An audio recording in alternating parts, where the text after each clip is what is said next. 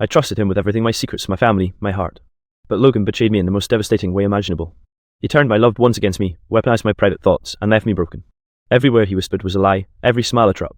Can a man recover when the one they love most destroys their life? I never thought I'd be the man who ended up killed on his own kitchen floor, shaking so violently I could barely hold my phone, my chest tightening like a vise, wondering if this was the night my heart would give out.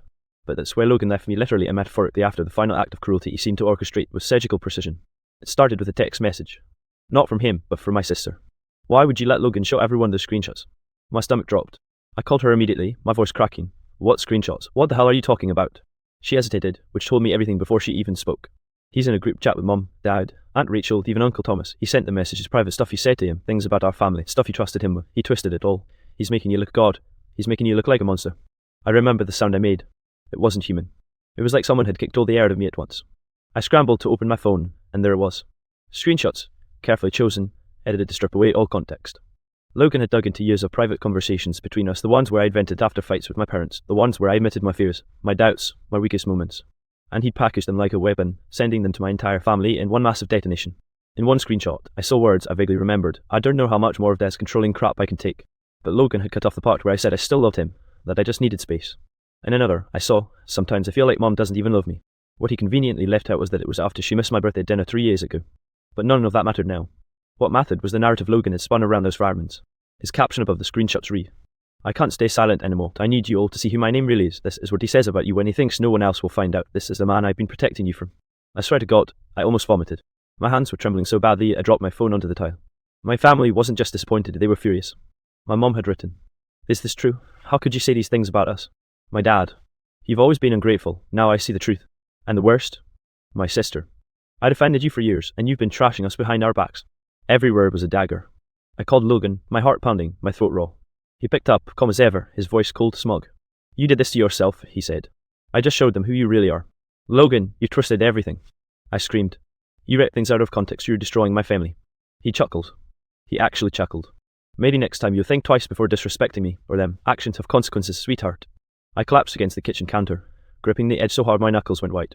My chest felt like it was caving in, like I couldn't pull in enough air. The man I had loved, the man I had trusted with every dark corner of my soul, was now standing over me like an executioner, savouring the moment. When I begged him, literally begged for him to stop, he said the words that would echo in my head for months. Why would I stop when watching you fall apart is the only thing that makes me feel alive? And then he hung up. I slid down to the floor, clutching my phone, gasping for breath. My family chat was still blowing up, their words blurring through my tears, disappointment, anger, disgust. My chest seized again, sharp pain shooting down my arm. For a split second, I thought, this is it. He's going to KLL me without ever lifting a hand. Asterisk. I lay there, half praying for it to end, half praying for the strength to survive, because if I didn't fight back somehow, Logan wasn't just going to take my family from me. He was going to take everything. And in that moment, broken on the cold tile, one thought burned harder than the pain in my chest. If he wanted a war, he had just declared one. When I first met Logan, he seemed like the safest harbour in a storm I didn't even realise I was drowning in. He was older, 45 to my 33, and carried himself with the kind of confidence I thought I needed. Where I was restless and uncertain, he was steady. Or at least, he made himself look steady. We met at a coffee shop downtown. I'd spilled my drink on myself, fumbling like an idiot, and he swooped in with a napkin and that deep, reassuring laugh that could melt anyone's defences. He told me, you're too cute to be that clumsy, and I remember blushing like a teenager. Back then, I wanted to believe someone could see me as worth protecting. He leaned into that fantasy with precision. He bought me dinners, remembered the tiniest details of things I said, made me feel like I wasn't just another face in the crowd. My friends noticed how quickly I got attached. My buddy Mark even pulled me aside one night after drinks. Man, you sure about this? He's intense, like, too polished. Doesn't it feel rehearsed? I brushed it off. I told him, he's just more experienced than me, he knows what he wants. And I wanted so badly to believe it. The first red flag came 3 months in. We were at his apartment, scrolling through Netflix, when he casually said, It's cute how you're always second-guessing yourself. I'll take care of the thinking. You just follow my lead. I laughed it off, because that's what you do when you don't want to admit something feels off. But later, lying awake beside him, I realised it wasn't a joke. It was a statement of intent. Still, I ignored it. I ignored the way he slowly isolated me from my family. He'd say whenever I mentioned visiting my parents, They don't really appreciate you. They don't get you the way I do. Why waste your energy? He made it sound like he was protecting me. But really, he was cutting the ropes one by one, until I was tethered only to him. It wasn't just my family. My friends started to notice too. Mark stopped inviting me out because every time I showed up, Logan would find a way to dominate the conversation, making sly jokes at my expense. When I confronted him about it, he said, Babe, I'm just making you stronger. If you can't handle a little teasing from me, how will you handle the world? That line became a weapon he'd use again and again.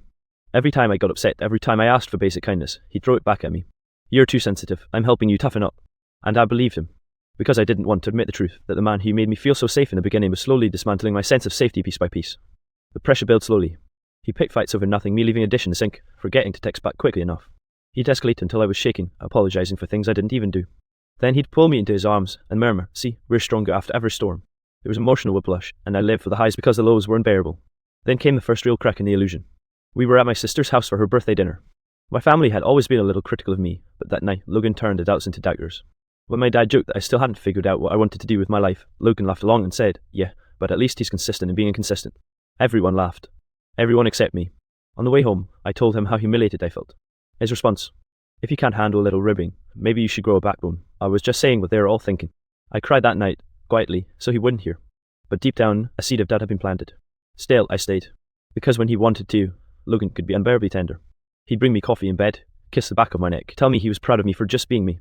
And I clung to those moments like lifelines. But the cycle tightened. Fights became routine, his criticism sharper, his jokes crueler. My family started to drift, convinced by his polished charm that he was the reasonable one, and I was just too fragile. I told myself I could handle it, that I was strong enough. That love meant enduring. Until the night I opened his laptop, something I had never done before, and saw the folder labelled insurance. And inside it, that fold of insurance wasn't hidden. It was right there on his desktop, bold as daylight, like he wanted me to find it. My hand shook as I clicked it open, half hoping it was nothing. Half hoping it was tax documents or work files. But what I found made my blood run cold. Hundreds of screenshots. Every text I had ever sent him. Every late night rant, every self-doubt I had whispered into his inbox, every frustration about my parents, my job, my friends. He had categorized them into folders: family, friends, work, private. And then I saw another folder, buried deeper, labelled simply "We Kisses." Inside were screenshots of me breaking down. Messages where I told him I felt worthless. Where I admitted I sometimes thought my family loved me less. Where I confessed my fears of being a failure, of never being enough. He'd highlighted certain sentences, added notes in red text. Leverage against dad. Use when he questions my loyalty. Reminder, guilt trip about mom forgetting his birthday. It wasn't just that he'd kept my secrets. He had weaponized them. He had built an arsenal. My stomach lurched. I slammed the laptop shut, stumbling backward, gripping the edge of the desk to keep from falling. I couldn't breathe. My entire relationship, years of trust, intimacy, love had been nothing more than intelligence gathering for a war I hadn't even known we were fighting. The sound of the front door unlocking jolted me like a gunshot. Logan walked in, whistling, dropping his keys into the bowl by the door. He froze when he saw me standing there, pale and shaking. "Why do you look like that?" he asked, his tongue casual, but his eyes sharp. I could barely get the words out. The folder. I saw it. For a second, his face was perfectly blank. Then the faintest smirk tugged at his lips. "So," he said slowly, "you finally understand." "Understand what?" I choked out. "That I know you better than anyone else ever will, that you're mine because no one else would survive knowing what I know about you." It felt like the floor dropped out from under me. He saved all of that just to use against me? He shrugged. "I don't like surprises, and you're unpredictable. This way, I always stay in control." My body went cold, my heart slamming against my ribs. "Control? You think this is love?" Logan stepped closer, his voice soft, almost tender. "This is protection. You destroy yourself, piece by piece. I'm the only one who can keep you together, even if it means you hate me for it." I backed away, my mind screaming. "You're sick." "Yo. Sick." That's when he snapped. His calm mask shattered, and his voice thundered through the room. "Don't you dare call me sick. I'm the one who's been holding your pathetic life together while you cry about mommy and daddy not loving you enough." The words hit harder than any slap could. I crumpled, shaking, tears streaming down my face. And then, like flipping a switch, his voice softened again. He crouched down in front of me, reaching out to touch my cheek. "SHHH, don't cry.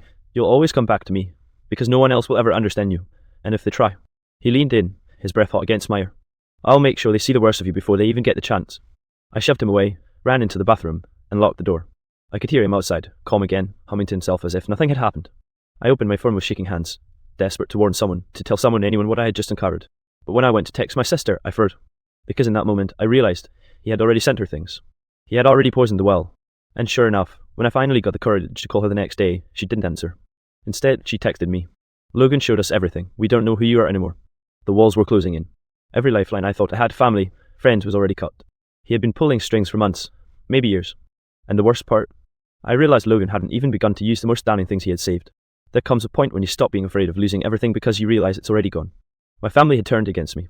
My friends barely answered my calls. Logan had me cornered like an animal, and the only thing left was the fight. I didn't plan the confrontation. It erupted, like a fire I'd been choking down, finally consuming everything. It happened at my parents' house, of all places, during what should have been a normal Sunday dinner. Logan had invited himself along, as he always did. My mom looked stiff the moment he walked in, but nobody said a word. Halfway through the meal, Logan started his usual performance.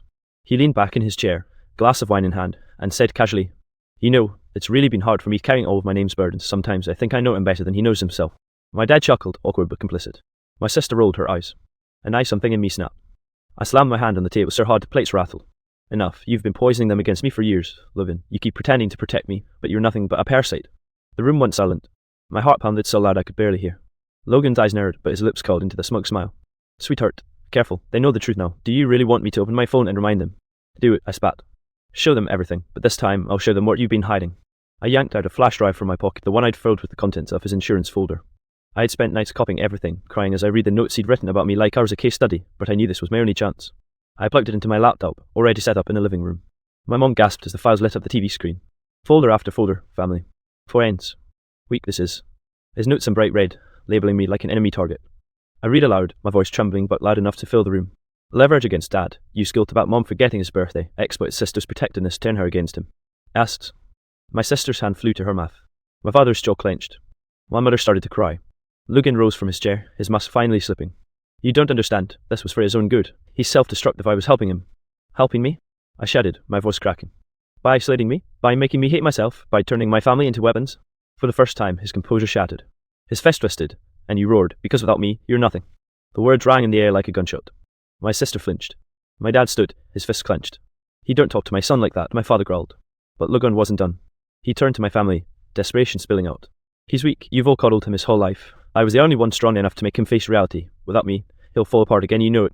That was when my mother, through tears, whispered, Get out of my house. He froze, as if the words didn't register. Then he laughed a hollow, bitter sound. You'll regret this, all of you. He'll drag you down, and you'll come crawling back to me. I stood tall for the first time in years. My voice shook, but it was firm. No, Logan, the only thing I regret is letting you control me for this long. When he tried to lunge for his laptop, my dad stepped between us. My sister had already called the police. By the time the officers arrived, Logan's smug confidence had melted into fury. He cursed me, cursed my family, shouted that we'd ruined him. But when they escorted him out, I saw it in his eyes. He wasn't the powerful puppeteer anymore.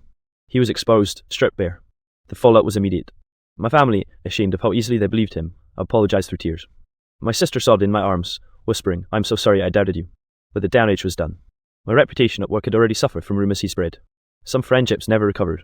My health was wrecked from months of stress. Still, that night, as I sat in the quiet after the storm, I realised something crucial. Logan no longer had control. For the first time in years, the war he declared was over and he had lost. The night Logan was escorted out of my parents' house, I thought the worst was behind me. But in truth, the war he had waged left craters I'm still climbing out of. The emotional fallout didn't vanish when he did. It lingered in every silence, every unanswered text, every suspicious glance from people who still weren't sure who to believe. The first week after the confrontation, I barely slept. Every time my phone buzzed, my chest tightened, convinced it was him. I kept imagining he'd send one final bomb, some piece of private information I hadn't discovered yet, some humiliating detail waiting to detonate. My body lived in panic mode. Therapy became my lifeline. I remember walking into the office of Dr. Patel, my new therapist, for the first time. She asked why I was there, and I broke down before I could even answer. It wasn't just about Logan, it was about years of letting people write the story of who I was. Week after week, she helped me untangle it all. She explained how manipulation isn't about love, it's about control. She showed me how Logan's protection was actually calculated dependency. For the first time, someone put words to what I'd lived through, emotional warfare. Meanwhile, my family tried to make amends. My sister called me every day for months, sometimes just to sit on the phone in silence while I cried. My mom admitted she felt sick over how quickly she believed Logan's lies. My dad, a man who never apologizes, told me, I failed you, but I'll spend the rest of my life making sure you know you're loved. Some friendships never returned. A few people chose to believe Logan's narrative because it was easier than admitting they'd been fooled. That stung, but Dr. Patel reminded me, when people show you they'd rather cling to a lie than face the truth, you learn who belongs in your life. I also started journaling, documenting every memory with Logan. It was brutal, reliving it all but necessary. Page by page, I reclaimed the story he had stolen from me. I wrote about the first time he belittled me, the first time he twisted my words, the first time I felt my chest seize with panic and told myself it was love. Writing it made it real, but also gave me control over it. One of the hardest parts was rebuilding trust with myself. Logan had convinced me that my perceptions were wrong, that my feelings were weaknesses, that my love was a liability. Therapy forced me to relearn that my instincts went broke and he had just trained me to doubt them. Slowly, I started setting boundaries. I blocked his number. I locked down my social media. I told my family that if Logan ever tried to contact them again, they were to send everything directly to me. No discussion. We weren't playing his games anymore. Months later, I heard from a mutual acquaintance that Logan had moved to another city. Word was he was trying the same tactics on someone new. That knowledge gutted me. I hated the idea of someone else going through what I had, but it also gave me perspective. His cruelty wasn't unique to me. It was his pattern, his sickness. And for the first time, I wasn't in its path. Recovery hasn't been a straight line. Some nights, I still wake up drenched in sweat, hearing his voice in my head saying, without me, you're nothing. But then I remember that night at my parents' house, the look in his eyes when he realised his mask had cracked. He wasn't a god pulling strings. He was a coward hiding behind secrets. Today, I'm not the same man I was before Logan. I'm stronger not because of him, but in spite of him. I learned that survival isn't about enduring someone else's cruelty, it's about choosing yourself, even when it feels like the hardest thing in the world. I'm rebuilding piece by piece. My relationship with my family is closer than it's ever been. I've started dating again and carefully, slowly, with boundaries I never would have dared to set before. And most importantly, I've learned to love myself without waiting for someone else's permission. If Logan ever reads this, I want him to know, he didn't win. He broke me down, yes. He scarred me. But he didn't destroy me. And now, every day I wake up breathing, every day I choose to keep living without him as the proof that I survived the war he tried to wage inside my heart.